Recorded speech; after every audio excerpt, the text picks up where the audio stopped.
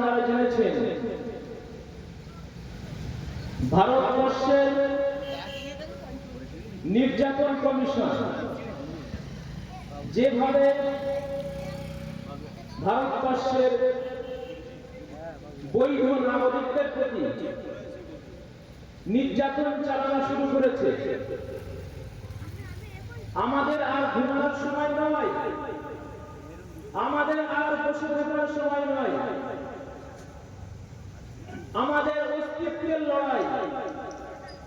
এই অস্তিত্বের লড়াইয়ে সকলে সংঘবদ্ধ হবে, সংবিধানকে সামনে রেখে আইনকে প্রয়োগ করে আমরা আমাদের অধিকার বুঝে নেব ইনশাআল্লাহ। কি বলেন? আপনারা ইতিমধ্যে জেনেছেন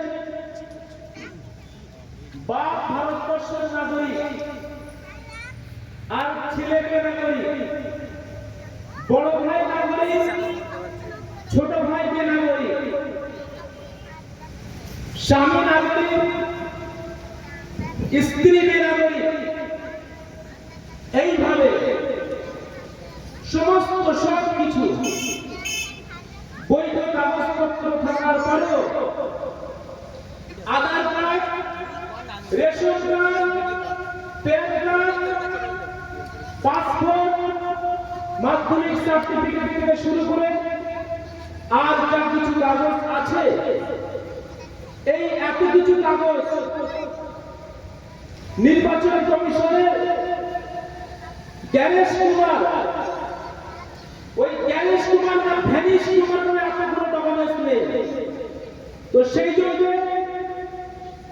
যাদের নাম বাদ গেছে, যারা ভারতবর্ষের বৈধ নাগরিক, আমরা এখানকার ভারতবাসী, বাই চান্স আমরা ভারতবাসী না, আমরা ভারতবাসী বাই চয়েস। ঠিক কিনা? ভারতবর্ষকে আমরা বেছে নিয়েছি, আমাদের বাপ দাদা, আমাদের পিতৃ পরিচয় এই ভারতবর্ষের মাটিতে তারা জন্ম নিয়েছে। অর্থাৎ কোন একটি রাজনৈতিক দলকে স্বার্থে করার জন্য, তাদের স্বার্থের জন্য আজকে নির্বাচন কমিশন যেভাবে উঠে পড়ে লেগেছে, এর বিরুদ্ধে আমাদের করতে হবে। রাস্তায় রাস্তায় পথ অবরোধ করে কোনো লাভ হবে না, টায়ার চালিয়ে কোনো লাভ হবে না, আমাদেরকে আইন হাতে নিয়ে কোনো লাভ হবে না। আমরা আইনকে হাতে নেব না। সংবিধান আমাদের যে মৌলিক অধিকার দিয়েছে, সেই মৌলিক অধিকার প্রয়োগ করবো আমরা। সংবিধানকে সামনে রেখে প্রতিটা এলাকায় যে সমস্ত সাধারণ নাগরিক আছেন, যাদের নাম বাদ গেছে, এরা বিশেষ করে মুসলমানদের মধ্যে যারা চাকরিজীবী, যারা সরকারি চাকরি করে, যারা বিভিন্ন পোস্টে আছে, এই সমস্ত মুসলিম প্রোফাইল ব্যক্তিগুলো, এই সমস্ত এডুকেটেড পার্সনদেরকে তারা ইচ্ছাকৃতভাবে নাম বাদ দিচ্ছে। এই খবর আমার কাছে এসেছে। অর্থাৎ তারা এটাই বলতে চাচ্ছে, যদি এই সমস্ত শিক্ষিত সরকারি চাকরিজীবী এদের নাম যদি আমরা বাদ দিতে পারি, তা তোমরা তো সাধারণ নাগরিক, অর্থাৎ তোমরা কোনো এখানে আওয়াজ করতে পারবে না। তারা এই প্ল্যান তারা খেলেছে। তাদের এই মাথার চিন্তা ভাবনায় তারা কোনোদিন সাকসেস হতে পারবে না ইনশাআল্লাহ। তারা কোনোদিন সফলতা লাভ করতে পারবে না। কোনো কিছু উদ্দেশ্যের পিছনে যদি খারাপ উদ্দেশ্য থাকে, সেই খারাপ উদ্দেশ্যে কোনোদিন তারা সফল হবে না।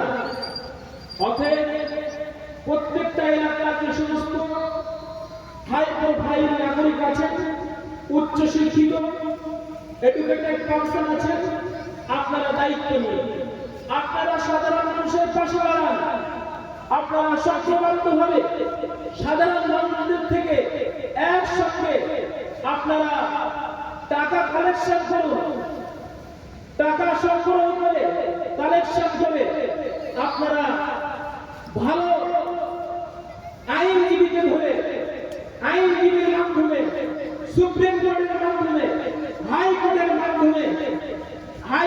মাধ্যমে সেখান থেকে আমরা অধিকার ফিরে পাবো ইনশাআল্লাহ। দরকার হয় আমরা হাইকোর্ট থেকে, দরকার হয় আমাদের যদি সুপ্রিম কোর্টে যেতে হয় আমরা সুপ্রিম কোর্টে যাবো ইনশাআল্লাহ।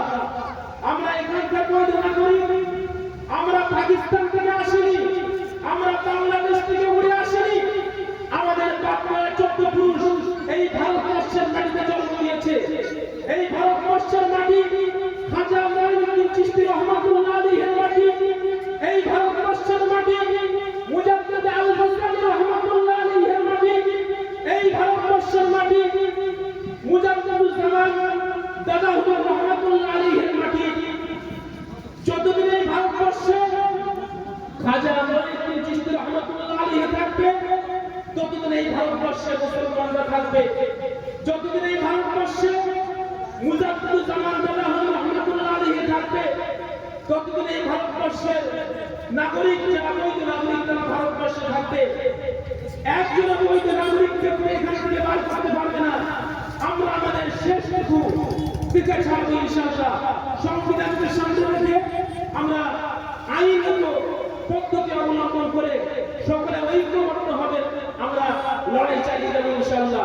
সেই জন্য আপনাদের কাছে এই বার্তা আপনারা সকলের কাছে খবরগুলো পৌঁছে দেন। প্রত্যেকটা এলাকায় আইনজীবী, বিশেষজ্ঞ বুদ্ধিজীবী, মুসলিম শিক্ষিত মানুষজন আছেন, চাকরিজীবী মানুষ আছেন। আপনারা উদ্বুদ্ধ হন, আপনারা এগিয়ে আসেন, সাধারণ মানুষকে বাঁচার জন্য আপনারা এগিয়ে আসেন। যদি কোনো অবৈধ নাগরিক যদি থাকে অবশ্যই সে ভারতবর্ষে থাকার অধিকার রাখবে না। কি বলে? যদি কোনো অবৈধ নাগরিক হয় সে ভারতবর্ষে থাকার অধিকার রাখবে না, সে ভারতবর্ষ থেকে চলে যাবে, তাতে আমাদের কোনো দুঃখ নেই। কিন্তু এখানকার বৈধ নাগরিক সে এই ভারতবর্ষে ছেড়ে কোনোদিন যাবে না ইনশাআল্লাহ। আমরা আমাদের শেষ লড়াইটুকু আমরা সংবিধানকে সামনে রেখে আমরা করে যাবো ইনশাআল্লাহ। আপনারা সকলে এগিয়ে এসে সংঘবদ্ধ হবে, আপনারা সকলকে পাশে দাঁড়ান, সাধারণ মানুষের পাশে দাঁড়িয়ে আপনারা এগিয়ে চলুন ইনশাআল্লাহ। আল্লাহ তাআলা আমাদের কামিয়াবি করবে, আমরা সাকসেস হব ইনশাআল্লাহ। সকলে বলুন ইনশাআল্লাহ।